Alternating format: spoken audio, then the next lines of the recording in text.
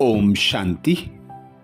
मम्मा के अव्यक्ति मास में मम्मा के निमित्त भोग संदेश में बाप दादा ने 24 जून 2004 को समाप्ति की डेट का इशारा दिया, अर्थात विनाश के समय की डेट का इशारा दिया।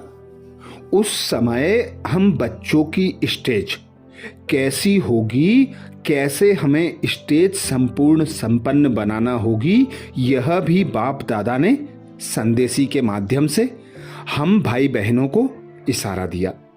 संदेशी कहती, आज जैसे ही मैं वतन में पहुंची तो वतन का नजारा अति प्यारा और न्यारा था। वैसे तो बाबा सामने खड़ा हुआ दिखाई देता है, लेकिन आज सामने एक सजी हुई स्टेज दिखाई दे रही थी और स्टेज के सामने पर्दा था। जैसे मैं आगे बढ़ते स्टेज के नजदीक जाती रही तो पर्दा थोड़ा थोड़ा खुलता जाता था। जब मैं बहुत नजदीक पहुंच गई तो पर्दा पूरा खुल गया और स्टेज पर भिन्न भिन्न फूलों के रूप में सजी हुई देखी और स्टेज पर भिन्न भिन्न फूलों के रूप में सजी हुई देखी, जिसमें 36 गुण बहुत सुनहरी लाइट के अक्षरों में लिखे हुए थे जो बहुत चमक रहे थे। और सामने मम्मा बहुत बड़ी शक्ति सेना के साथ खड़ी थी। उसके बिल्कुल पीछे थोड़ा ऊंचे बाबा खड़े हुए थे और बाबा का हाथ वरदान के रूप में था।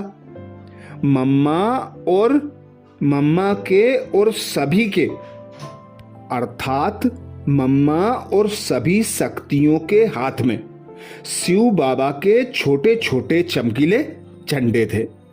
मैं तो पहले यह दृश्य देखती रही, फिर हमारी नजर बाबा के ऊपर गई तो बाबा ने मुस्कुराते हुए बोला, आओ मेरे जन्म के साथी, सेवा के साथी, संपूर्णता के साथी बच्ची, आओ। ऐसा कहकर बाबा ने हमारे नयन से मुलाकात की। मम्मा ने भी ऐसे झंडे हिलाते हुए स्वागत किया।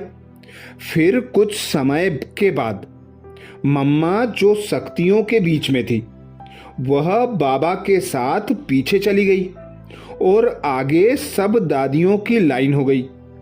मैं भी उस लाइन में चली गई। उसके बाद यह सीन मर्ज हो गई। फिर बाबा, मम्मा और मैंने अपने को ही देखा तो बाबा ने मम्मा से कहा कि मम्मा, बाबा ने आपको जिम्मेवारी दी और आपने फिर दादियों को जिम्मेवारी दे दी। तो मम्मा मुस्कुराई और कहा, ड्रामा यही था। ड्रामा में सन सोर्स फादर मदर गाया हुआ है, तो बच्चे माँ और बाप दोनों का साक्षात्कार कराएं। बाबा जब यह कह रहे थे तो हमारी दादी जानकी के साथ और भी कुछ दादियां इमर्ज हुईं और सामने एक वर्ल्ड का ग्लोब देखा। उस ग्लोब पर बहुत सारे फेसेज, अर्थात चेहरे दिखाई दे रहे थे। सारा ग्लोब फेसेज से भरा हुआ था, लेकिन यह ग्लोब काला काला नजर आ रहा था, सुंदर नहीं लग रहा था। बाबा ने कहा, बच्ची, इसे आपको सुनहरी ग्लोब बनाना है। इतने में ही हमने देखा सभी दादियों के नयनों से जैसे सकाश निकल रही थी और सभी आत्माओं के ऊपर पड़ रही थी। जैसे जैसे वो सकाश आत्माओं के ऊपर पड़ रही थी, वैसे वैसे उनके चेहरे, अर्थात फेसेज थोड़े थोड़े बदल रहे थे। बाबा ने कहा कि निमित्त जो मेरे बच्चे हैं उन्हें अब यही कार्य करना है। इतने में ही मम्मा ने कहा, बाबा कब तक करना है? बाबा ने कहा कि मम्मा, यह इन बच्चों से पूछो डेट कौन सी रखी है? तो सभी मुस्कुराने लगे। मम्मा ने कहा कि अभी बहुत दुख के, रोने के आवाज आते हैं। क्या आप लोगों को नहीं आते हैं? तो सब मुस्कुराए। मम्मा ने कहा अभी एडवांस स्टेज पर जल्दी जल्दी कदम उठाओ। फिर मम्मा ने बाबा को कहा, बाबा आप डेट फिक्स करो ना। बाबा ने कहा मैं नहीं करूँगा, यह बच्चों को डेट फिक्स कर स्वयं को संपन्न बनना है और समाप्ति करनी है। ऐसे रूहन चल रही थी।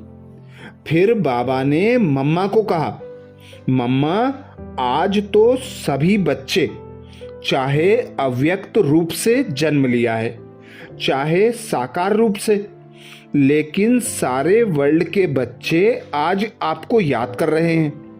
मम्मा ने कहा हम भी तो याद करते हैं। बाबा ने कहा अच्छा, आज तो मधुबन से आपके लिए 36 प्रकार के भोग आए हैं।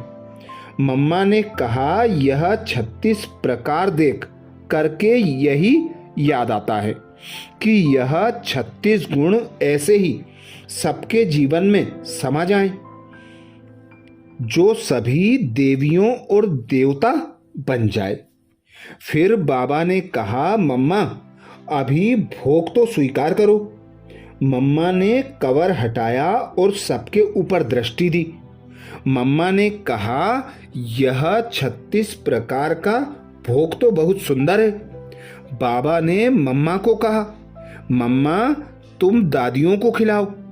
हम लोगों ने कहा बाबा पहले आप मम्मा को खिलाओ। बाबा ने मम्मा को गिट्टी खिलाई। मम्मा ने सभी को अपने हाथ से गिट्टी खिलाई और फिर एक गिट्टी लेके ऐसे वर्ल्ड के गोले पर घुमाई जैसे मम्मा सभी बच्चों को खिला रही हो। फिर तो बाबा ने मम्मा को मर्ज कर दिया और हम सभी दादियाँ बाबा और आगे जाकर बैठ गईं। बाबा ने कहा मैं आज एडवांस पार्टी की बात सुनाता हूँ।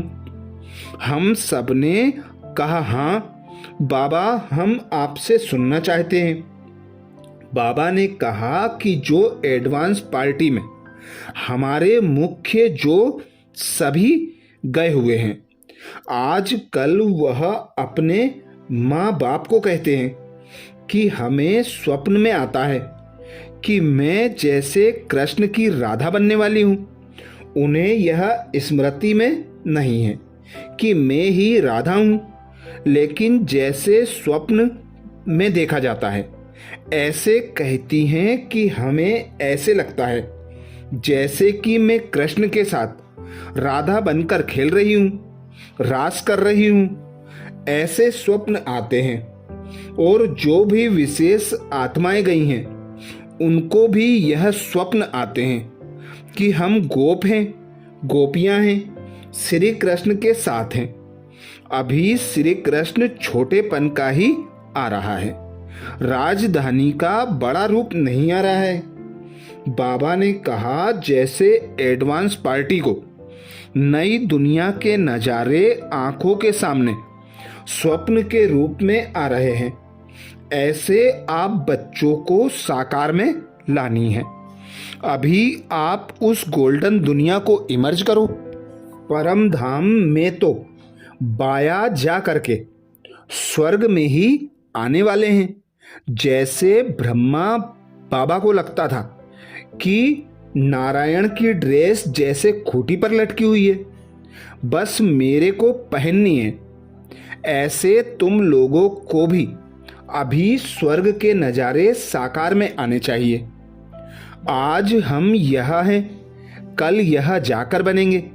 बाबा ने कहा अभी गोल्डन वर्ल्ड को स्मृति में लाना चाहिए।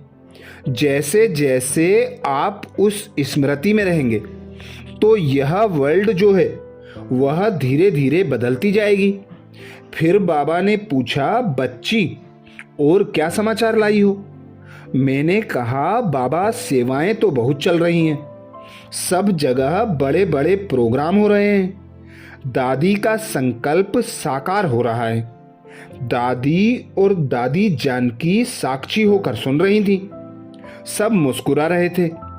उसके बाद बाबा ने कहा, सभी बच्चों को याद प्यार तो देंगी ही, लेकिन बाबा एक शब्द की सौगात देता है। वह एक शब्द है इकोनॉमी।